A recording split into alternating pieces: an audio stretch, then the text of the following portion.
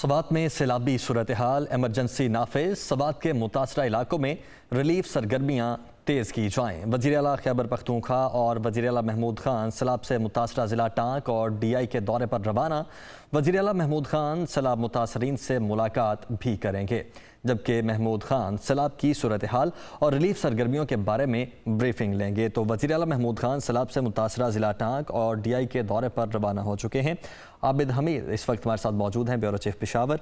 आबिद, बताइएगा आप कब तक रवाना होंगे और कब तक वहाँ पर पहुँचेंगे, और वहाँ पर इस वक्त सैलाब की क्या सूरत हाल है? जी बिल्कुल, ये जो वज़ीर आला का जो दौरा है ये फिलहाल तो मुतासर हो रहा है जो बारिश की जो सूरत हाल है मुख्तलिफ जो इलाकों में, उस वजह से इस बात का इम्कान है कि इसको मुख्तसर कर दिया जाए।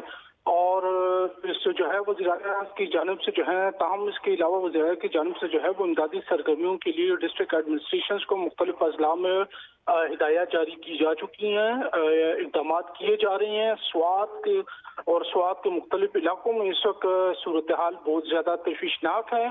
कालाम, बहरन, इनका जो है दीगर इलाकों से रास्ता कट चुका है। ख्वाजा खेला में और दीगर जो इलाके हैं उनमें भी सैलाब की सूरत हाल है। जो सैलाबी पानी है वो रहायशी इलाकों में दाखिल हो चुका है, मकानात गिरे हैं, काफी जगहों पर नुकसान पहुंचा, इमारतों को भी। इसी तरह टांक वगैरह में भी ये सूरत हाल है। बारिश का और जो सैलाबी पानी है वो रहायशी इलाकों में दाखिल हुआ है। रिलीफ सरगर्मियां जारी हैं। वज़ीर आला की हिदायत पर जो है वो स्वात में जो है फौरी तौर पर इमरजेंसी नाफिज कर दी गई है ये, और इमदादी सरगर्मियां शुरू कर दी गई हैं। 30 अगस्त तक इमरजेंसी का निफाज रहेगा।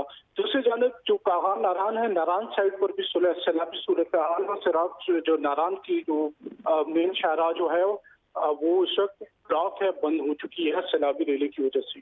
जी ठीक है, बहुत शुक्रिया आबिद हमीद आपका।